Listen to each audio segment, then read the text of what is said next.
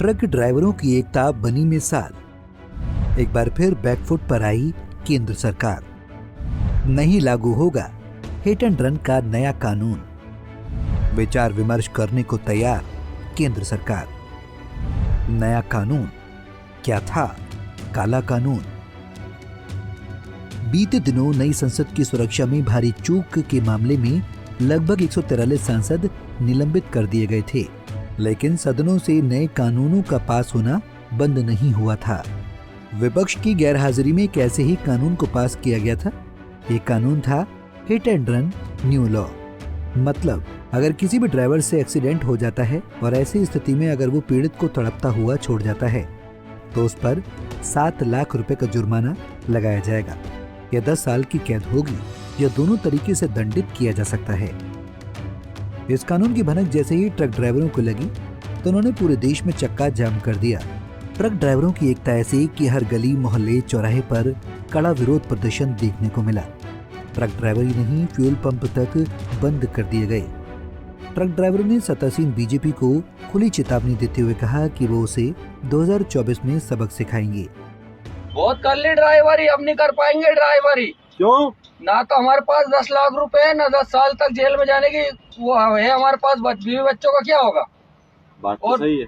मैं कहना चाहता हूँ मोदी जी, हमने आपको बहुत पसंद करते थे, बहुत लाइक करते थे, और हर एक ड्राइवर 20 वोटों की तो हैसियत रखता है। इतना बड़ा परिवार तो ड्राइवर का रहता है। हाँ।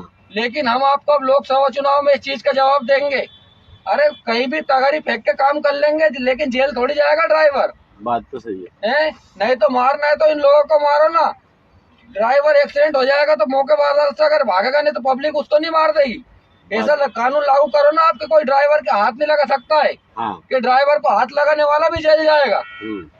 जब तक ये कानून पास नहीं होता है गाड़ियां खड़ी। और जय सिया राम, जय हो भवानी। महज कुछ ही घंटे बीते, सरकार ने अपने द्वारा बनाए गए हिट एंड रन के नए कानून पर विचार विमर्श करना शुरू कर दिया। बीते दिन रात होते होते सरकार बैकफुट पर आ गई। दिल्ली में all India motor transport Congress के पदाधिकारियों की केंद्रीय गृह मंत्री अमित शाह के साथ बैठक हुई, जिसके बाद एमएचए और एआईएमटीसी ने साझा प्रेस कॉन्फ्रेंस की। क्या कहा, सुनिए। हमारे प्यारे ड्राइवर भाइयों, आप हमारे ड्राइवर नहीं, हमारे सोल्जर हैं। जैसे सोल्जर बॉर्डर पे काम करते हैं, वैसे आप लोग काम करते हैं। आप लोगों की चिंता आपसे ज्यादा हमको है। हम ये चाहते हैं कि आपको कोई भी तकलीफ नहीं होवे। आज जो गवर्नमेंट ने 10 साल की सजा और जुर्माना नया नक्की किया था, वो आज अमित शाह जी ने यहाँ मीटिंग बुला के होम डिपार्टमेंट में ये सब दोनों जो है दोनों माफ कर दिए, अभियान में रख दिए हैं। और जब तक ये ऑल इंडिया मोटर ट्रांसपोर्ट से नेक्स्ट मीटिंग नहीं होगी, कोई भी लागू नहीं होंगे। धन्यवाद। अब अपडेट कानून में क्या बदलाव किया जाएगा, ये वक्त आने पर ही पता लगेगा। सत्तासीन सरकार का बैकफुट पर आना अपने आप में बड़ी बात है। ट्रक ड्राइवरों की एकता ने इतिहास के लिए एक बार फिर मिसाल पैदा कर दी। किसानों के बाद अब ट्रक ड्राइवरों की जीत हुई है। सरकार का बैकफुट पर आना स्वाभाविक है। बता दें कि पूरे देश में 1 लाख से ज्यादा ट्रक देश के अलग अलग हिस्सों में दवाइयां पहुंचाते हैं। उत्तर से दक्षिण और पूर्व से पश्चिम तक तकरीबन इससे ज्यादा ही ट्रक फल और सब्जियों को पहुंचाते हैं। तकरीबन 4.5 लाख से ज्यादा ट्रक रोजाना एक जोन में रोजमर्रा से जुड़ी जरूरतों के अन्य छोटे छोटे सामान पहुंचाते हैं।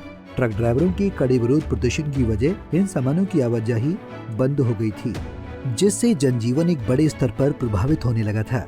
ट्रक ड्राइवरों की एक लंबी हड़ताल आम जनमानस को भूखा मरने के लिए छोड़ सकती थी।